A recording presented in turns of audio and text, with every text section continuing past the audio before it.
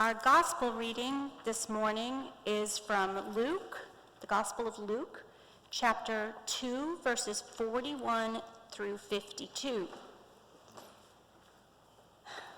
Now every year, his parents went to Jerusalem for the festival of the Passover. And when he was 12 years old, they went up as usual for the festival.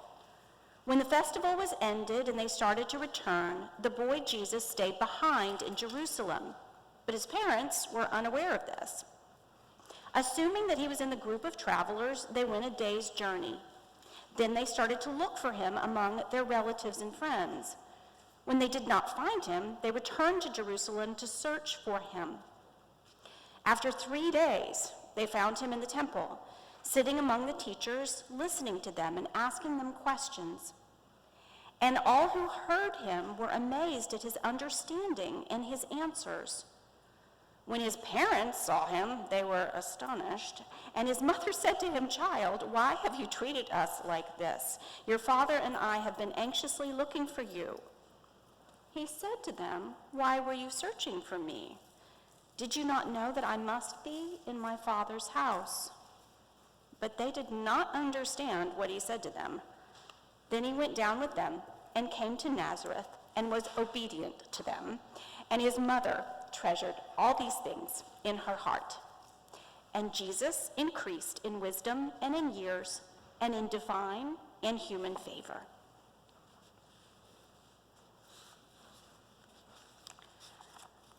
So this morning, we have two stories of mothers and sons. This is the first time I can remember this coming up in a lectionary. So we are assigned, as Methodists, we are assigned texts to preach on for each Sunday. And this is the first time I can remember seeing these two texts together. And so two stories about mothers and sons. Samuel's story, his mother Hannah, who's not named in this particular passage, but is his mother that's referred to there as his mother Hannah. And then Jesus' story, which I call the holy Home Alone story, where it's like, where is he? So two good mothers with dedicated sons. Last time I preached on the Sunday after Christmas, I was assigned the text of King Herod's proclamation of death. So I was very grateful to read that I was going to be preaching instead on two stories of good mothers and dedicated sons. I want to think a bit with y'all this morning about how to make Christmas strange again. Easter is strange. I think we can acknowledge that, most of us. I had as my very first pastor full-time, my very first full-time assignment as a pastor was in New Canaan, Connecticut. I'm from West Texas, and it was very interesting to be in New Canaan, Connecticut. And one of my coworkers, another pastor, had a real sense of mischief. And on Easter morning, he greeted everyone with "Happy Day of the Resurrection." And you could just see as people were very uncomfortable. Happy Easter was one thing. Happy Day of the Resurrection, the bodily resurrection. Easter just is strange. The two strangest things I can name that I believe, at least on my good days, are that Jesus was raised bodily from the dead, and we will be raised with him. That is strange. Happy Day of the Resurrection. The other strange thing that I am called to believe is that baby Jesus, as cozy as Christmas is for many people, baby Jesus changes everything, scrambles everything that counts as Western civilization. Karl Barth was a Swiss theologian during the rise of the Third Reich. He was writing during a time when Western civilization was intent on crafting a master race through the birth and murders of particular people. So hear Karl Barth's words on how the baby Jesus changes everything given that context. He's writing this during what counts as Western civilization. The Son on whose birth alone everything seriously and ultimately depended has now become our brother. In this one section of the Church Dogmatics, Karl Barth writes about parenthood, writes about mothers and sons. And here I'm quoting from the Church Dogmatics. On the contrary, it is one of the consolations of the coming kingdom and expiring time that anxiety about posterity, that the burden of the postulate that we should and must bear children, heirs of our blood and name and honor and wealth, the pressure and bitterness and tension of this question, if not the question itself, is removed from us all by the fact that the Son on whose birth alone everything seriously and ultimately depended has now become our brother. No one has to be conceived and born. We need not expect any other than the one of whose coming we are certain because he has already come. Parenthood, Karl Barth writes, is now only to be understood as a free and in some sense optional gift of the goodness of God. The Son on whose birth alone everything seriously and ultimately depended has now become our brother. No one of us has to be, because the one who saves us all and changes everything has been born and become our brother. So I'm going to talk a little bit about Christmas stress. I don't know if anyone, I do. I know at least a few of you, because you've told me, find Christmas to be stressful. I grew up in a parsonage, which means I grew up a preacher's kid. And while many women feel a great sense of pressure at Christmas time to perform the Holy Family somehow in display and on display for everybody, preacher's kids, we really experience it. And my mother, every Christmas season, was so stressed out about the parsonage committee approving or not approving of how our home looked for the Christmas parties. And I've got a very funny story about this.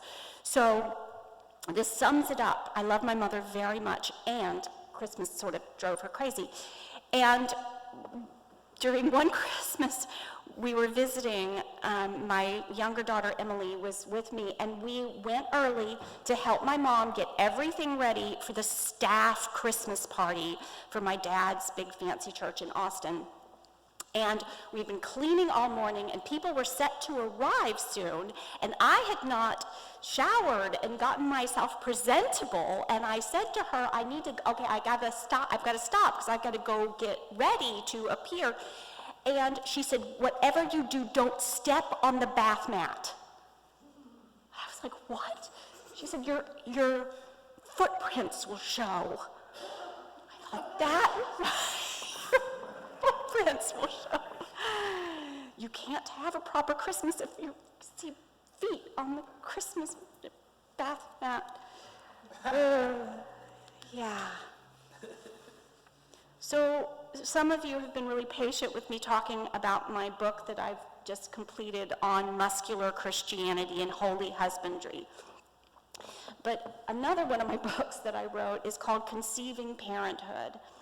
And it was my sleuthing as a detective to try to figure out how did the celebration of the birth of the baby who changes everything become instead about the display of proper families through pictures, through all of the different ways that in the United States at least, we are pressured to have things look presentable and especially have our children look presentable. And so a couple of stories from that research. One is that Parents Magazine, which is still in publication, Parents Magazine for decades had as its motto, "The future of the race marches forward on the feet of little children." The future of the race marches forward on the feet of little children. That's a Parents Magazine motto written by Phillips Brooks, who was an Episcopal bishop, who also wrote the text for O Little Town of Bethlehem.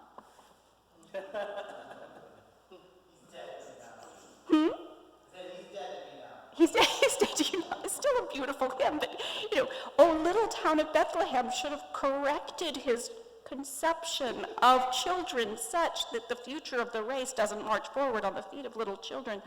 What is even the future of the race when everything has been changed through the birth of baby Jesus? Another finding that I came across when in that research was that magazine called Together Magazine. Does anybody remember Together Magazine? Anybody? Susan does. So Together Magazine was the mid-month magazine for Methodist families. And they ran a Methodist Family of the Year contest for years. And what they described you were supposed to do, this was the actual description, you were supposed to do was during service, look around and consider which family you would like to have presenting as ambassadors your congregation in the district competition to determine then who from each district would go on to the annual conference competition, and then on to the jurisdictional level, and then on to the national level. You were supposed to look aside at one another and determine who was best fit to run for the Methodist Family of the Year. What if no one has to be conceived and born? What if we do not have to legitimate our existence on this earth as fit for public display?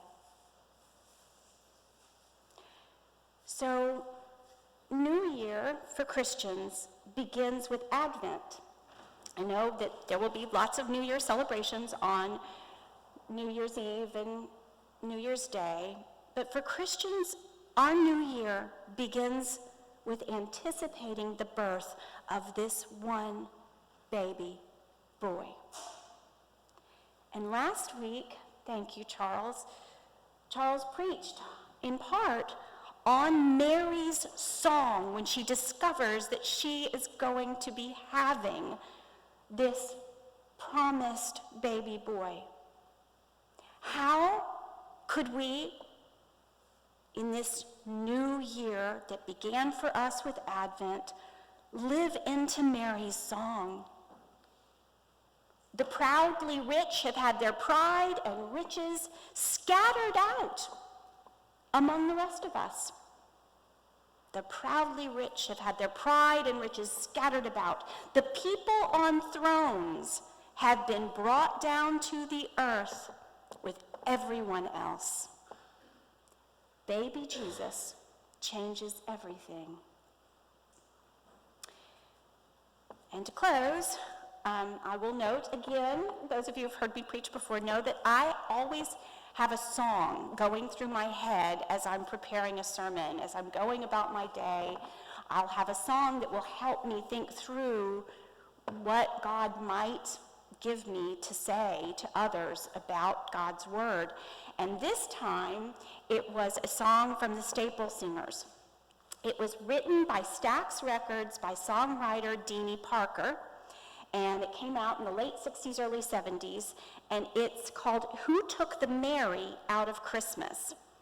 And David Byrne, actually, who had the Talking Heads, a rock star person, actually noted in his commentary on the song that it can be heard as Who Took the Mary, M-A-R-Y, or Who Took the Mary, M-E-R-R-Y, out of Christmas.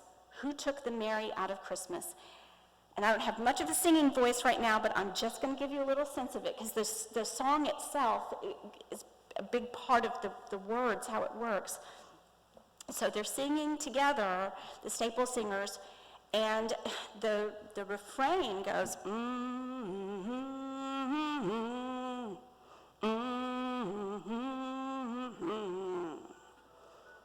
There is a tone of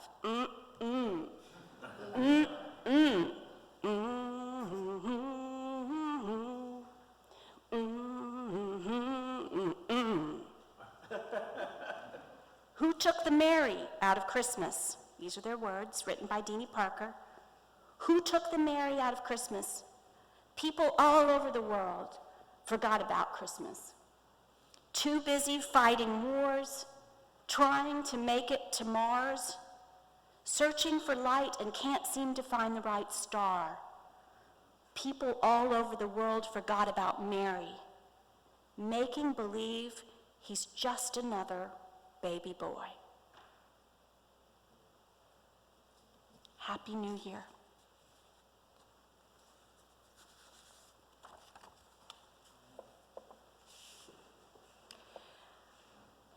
Our hymn of response